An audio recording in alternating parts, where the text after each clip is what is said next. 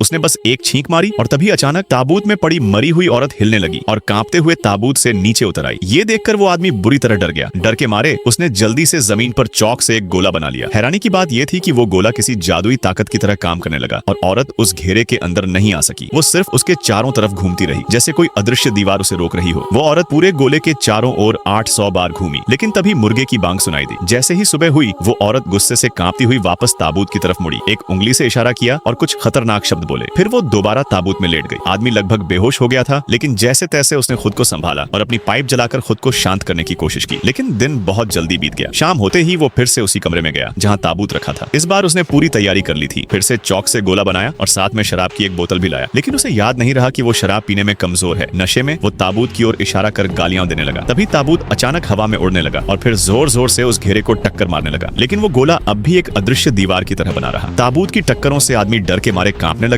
और भगवान से दुआ करने लगा। ताबूत के अंदर की औरत ने तब ताबूत का ढक्कन खोला और ताबूत को नियंत्रित कर उसे घेरे से कुचलने की कोशिश करने लगी। ऐसा लग रहा था कि जब तक वो आदमी मर न जाए तब तक वो रुकेगी नहीं। लेकिन जैसे ही फिर से मुर्गे की बांग सुनाई दी, औरत को मजबूरी में वापस ताबूत में लेटना पड़ा। अब सवाल ये था कि इस औरत और आदमी के बीच इतनी दुश्मनी आखिर आई कहां से? कहानी 2 दिन पहले की है, जब राघव नाम का यह आदमी, जो 2 साल से मठ में धर्म की पढ़ाई कर रहा था, अपने 2 दोस्तों के साथ शहर जाने के लिए निकला था। रास्ते में वो लोग भटक गए, लेकिन उन्हें एक फार्म हाउस मिला। वहाँ एक बूढ़ी औरत ने उन्हें रात बिताने की जगह दी, लेकिन घर छोटा था तो राघव को जानवरों के बाड़े में सोना पड़ा। रात को वो बूढ़ी औरत चुपचाप उसके पास आई और मुस्कुराते हुए उसके बिस्तर में घुसने की कोशिश करने लगी। राघव ने उसे मना कर दिया, लेकिन अगले ही पल वो औरत एक सुंदर युवती में बदल गई और उसके पास आ गई। राघव डर गया और भागने की कोशिश करने लगा, लेकिन औरत बहुत तेज थी। उसने दरवाजा बंद कर दिया। राघव का शरीर अचानक जड़ हो गया, जैसे किसी जादू में बंध गया हो। फिर वो औरत उसकी पीठ पर चढ़ गई और उसे घोड़े की तरह चलाने लगी। देखते ही देखते राघव उड़ने लगा। आसमान में उड़ते हुए उसे समझ आ गया कि वो औरत असल में एक चुड़ैल है। उड़ते उड़ते अचानक कहीं दूर से मुर्गे की बांग सुनाई दी और दोनों जमीन पर गिर पड़े। जैसे ही जादू टूटा, राघव ने पास पड़ी लकड़ी उठाकर उस औरत को मारना शुरू कर दिया, लेकिन तभी उसका चेहरा बदल गया। वो अब कोई और ही लड़की लग रही थी। जब राघव वापस मठ पहुंचा तो वहाँ के पादरी ने बताया कि नगर प्रमुख मेयर की बेटी कल रात गायब हो गई थी और जब वो लौटी तो उसे बहुत चोट लगी थी। कुछ घंटों में उसकी मौत हो गई। मरने से पहले उसने एक आखिरी इच्छा जताई कि राघव उसकी आत्मा के लिए 3 दिन तक प्रार्थना करे। राघव को समझ आ गया कि वो वही लड़की थी जिसे उसने मारा था। वो मना नहीं कर सकता था, इसलिए डरते हुए उसने काम स्वीकार कर लिया। पहली रात ताबूत से आत्मा निकली, दूसरी रात और भी खतरनाक रूप में आई और तीसरी रात उसने कई भूत प्रेत और राक्षस बुला लिए। आखिर में एक बहुत ही भयानक राक्षस आया जिसकी नजर सब देख सकती थी। राघव ने गलती से उसकी आंखों में देख लिया और उसका बनाया हुआ जादुई गोला टूट गया। राक्षसों ने उसे घेर लिया। सुबह होते ही सब गायब हो गए, लेकिन राघव मरा पड़ा था।